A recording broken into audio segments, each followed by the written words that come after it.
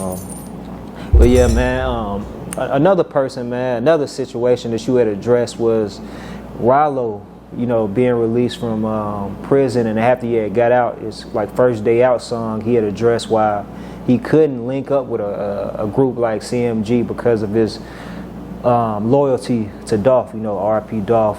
You know, they was tied in before Dolph was murdered, you know, so on and so forth. But I mean, yeah, you had commented on that though. I mean, you know, I respect that, but you shouldn't try to come out and talk shit and diss one of the top labels in the game right now. You feel what I'm saying? You should like you. Why would you come out and say that? That's like coming out and saying, you know what? I don't fuck with Rock Nation. Cause my loyalty to Nas or some bullshit like that. Like, how you gonna say about the biggest motherfuckers in the game? They can nigga. You saying shit about motherfuckers that can blackball you if they want to. You know what I'm saying? Like, so you supposed to keep that shit on the low, get your money and keep going. You ain't heard Key Glock diss CMG and nothing, had you? Nah. You ain't heard him say nothing. Cause it already was understood. All he had to come out and say is, I fuck with Dolph. Was understood. I would never sign the CMG. Ooh. For one, the first day out track was trash. You know what I'm saying? Like, I'm just gonna be honest. I don't sugarcoat it. I ain't got nothing against it. The music is trash. Ain't nobody bumping no Ralo shit. Come on, man. Like, you better keep being a businessman. Keep buying buildings, building shit, putting your money to good work. You know what I'm saying? Other than that, don't waste your money on that music. You gonna fuck it up. I was gonna say, but I just saw how things spiraled. On that same song, he had actually the first day out song.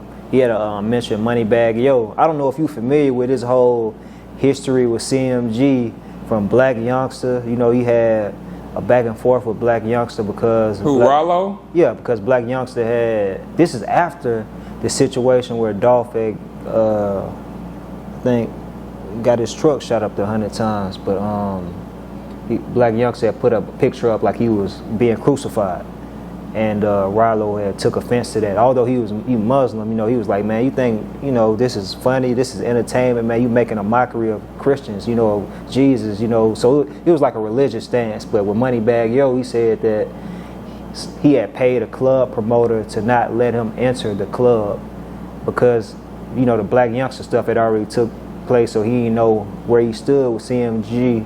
But to me, that's a lie. Moneybagg Yo came out and said it wasn't true, though. To me, that's a lie. What you mean? Because, man, just think about it. We in the club. I ain't been in the club with motherfuckers that we don't get along with. You know what I'm saying? Either it's gonna go down or it's not.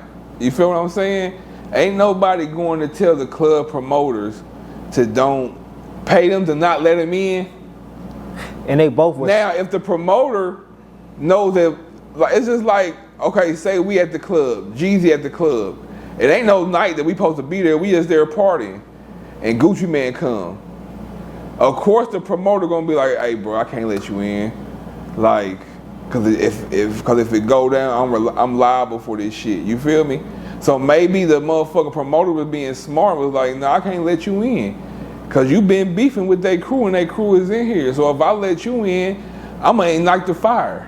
Cause how you don't know both crew got hot heads, you feel me? Yeah. Motherfucker might be like, "Boy, that's a nigga that was talking shit. That's Ralo on there. Watch this." You know what I'm saying? So the promoter part was being smart. You don't have to fuck my night up. Them niggas in here buying bottles. They done paid everything. We good. Yeah, but it was more so with it. Now I understand where you're coming from, and that makes perfect sense. But this was a scenario where they supposedly were booked on the same show, and they, like, flyers was out about it, so on and so forth. And Ralo said he ended up performing, but Moneybagg Yo never went to the venue, and he said he ended up talking to the club promoter, and the promoter had told him, like, "Hey man," he said he'd give me $7,500. I don't know if that's what they paid him for the show or whatever the case may be, to not let you in. And Moneybagg Yo, he never showed up, but he addressed it on the Breakfast Club. My thing is, look at this. That's already a lie. Cause for one, if we're doing a show, I get my back end money when I get there, right? That's or how it go. Yeah. That's how it go. You know what I'm saying? Or I might have got my back end money when we landed, Cause I sent my assistant, whoever run my shit to the club, we here where my back end money at. So you trying to tell me Moneybagg Yo, if he's at the club, he's getting paid. If he's booked, he's getting paid, right? Mm-hmm. And he is a bigger artist than Ralo. Mm-hmm. So you trying to tell me the promoter was like, nah, fuck that, Ralo could perform, you gotta go. Like, that's all I'm saying. I understand. So Moneybagg Yo caller, I give you $7,500 to not let that nigga perform. But hold on, Moneybagg Yo probably just picked, if he go to the show, he's probably picking up 20,000, 30, 40,000. You feel me? So it don't make sense. But when he ended up, and this is years ago, this is before, Moneybagg Yo was definitely popping at the time, but this is before he even reached to where he is now. But he explained it on the Breakfast Club, was pretty much saying that he didn't get the green light, like the money went all the way good. The money went together. So he didn't. Yeah, but guess what? He stayed at the hotel. It be like that too. That's real. It be like that too, cause guess what? Whatever Ralo got paid ain't what Moneybagg Yo was getting paid. I understand where you coming from. You see what I'm saying? So we did that shit too. Like what? He ain't got what? Oh hell no, we ain't coming. Cause for one thing about it, the promoter will try to be slick, get you there, then you gonna get your money after you get off stage or whatever. Nigga talking about the bag fucked up. Yeah. Everybody that motherfucker tickets was low and all this shit. Yeah. So hell nah, motherfucker like, oh they ain't got the money together, fuck them. We still got round trip tickets. Yeah. We still got these hotels to the mall. Fuck them. We ain't going to that motherfucking show, and fuck them promoters. They got a problem, they could pull up to the hotel and we get at them. You know what I'm saying? Matter of fact, we beat some promoters' ass. I think in Kentucky. We was somewhere. Niggas beat the shit out of them niggas. I can't remember the name of them or nothing, but yeah, they was on some shit like that. Had it never to come to the hotel like it was something sweet. Man, niggas was beating the hell out of them niggas in the parking lot, smacking them with bricks and everything. Why? Because Jeezy didn't want to perform because the money went right? We didn't perform. No, I think we did perform, and something happened. Them niggas at the club, and them niggas called themselves trying to press y'all or something? Not trying to press, but you know how niggas get drunk and start talking shit, not knowing you down here with a bunch of crash out niggas about to fuck you up. Because guess what? We ain't no artists. We ain't worried about no video tomorrow. Niggas just want to beat you since you want to play. So, well, yeah, that shit was a wild. It was one of them scenarios. It was one of them scenarios. Yeah, man. The ended out on that, or what I was saying about the Moneybagg Yo thing, is on the First Day Out song, he had said, though, he was like, man, people want to know if I'm still beefing with him. You know, like he took a shahada, he a Muslim, I could never go against my ox and all that. So we kind of like, although you were saying like why I mentioned you wouldn't join CMG, he also took that as an opportunity to let people know he wasn't, you know, beefing. So what's the problem then? If niggas is your Muslim brothers and it ain't like that and all this, so why wouldn't you sign with CMG? For one, CMG wasn't trying to sign you. So I don't even know where that line came from. You know what I'm saying? Like, we know when Gotti trying to sign a motherfucker, he signed a motherfucker, man. You know what I'm saying? It don't be no negotiations or nothing. Gotti's coming with that bag to sign you. Dropping that bag. And you signing. And all of a sudden you talking about you ain't signing with Gotti cause your leg. But I understand that. But just leave it at that though. You didn't have to make no song about it.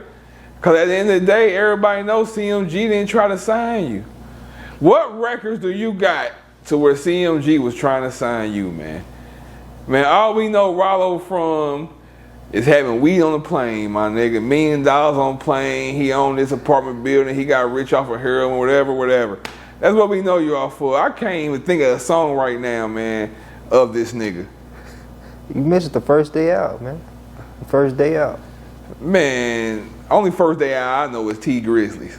That's the hardest First Day Out ever put out in the world. Man, so, go ahead. So that's the only one I know. The rest of them niggas should be trash. You being biased, you know they say Gucci is a classic, man. Gucci what? First Day Out. You know he started that trend. Nigga, I definitely ain't heard that motherfucker. What you mean? I ain't being biased. I ain't heard that at all. Yeah, that's against the rules. I ain't trying to hear it. You know what I'm saying?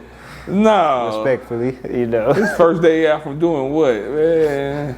They only kept you in there because you went on your medicine. The fuck? Yeah, like niggas really in there cause some other shit. Niggas in there for mental health issues. Once he got his mental health issues together, they let him out. Because he definitely ain't killed nobody. But other than, we can move on. Nah, for sure, man. I was going to ask you though, man, you know, after that, Ralo, he stayed in the news, stayed in the headlines. He did a interview on Say Cheese where he talked pretty crazy about, you know, Big Jook. You know, he disrespected him crazy. He was just upset about, like, man, you know, why put money on somebody? Why you couldn't just do it yourself if you had a problem with Dolph? Man, man. I mean, like that's just him emotional. You talking about when he was crying and shit? Cause when he crying on something, that may have been something different. Whatever I seen a nigga crying, I was just like, you know, emotional. Yeah. That's his homeboy. You know, if that's his friend, I understand that. They ain't make him no weak nigga to me because he was crying. At all. You know what I'm saying? That's your partner. You got love for him. That's what it is. But what happened in the streets happened in the streets, my nigga. Like that nigga, you know how it go. You know how it go. It ain't no nigga.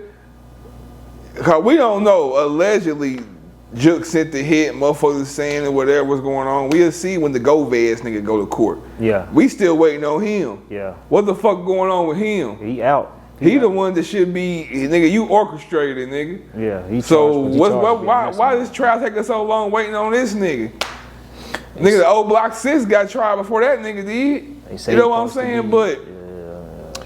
But it's just like, you know, I don't know why I wouldn't talk shit, man. That shit, whatever happened, let that shit go. You was locked up during the whole situation. Yeah. You weren't even on the street, so you shouldn't be. For one, you talking about a nigga that motherfucker still got love for. This still a nigga brother. That's Joe Gotti's brother still. He still got homeboy, friends, family, and you talking shit. You might see these niggas one day. And nobody want to hear that big ox shit, that shit all that shit, man. Motherfucker go get at you.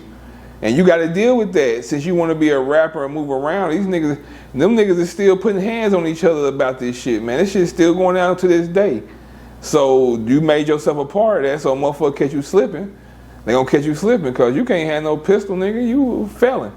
You can't be walking around with that thing. So, but you know, just leave that shit alone, man. It is what it is. Nah, let God handle it. Take care of it because that's what he doing. Yeah. Shit.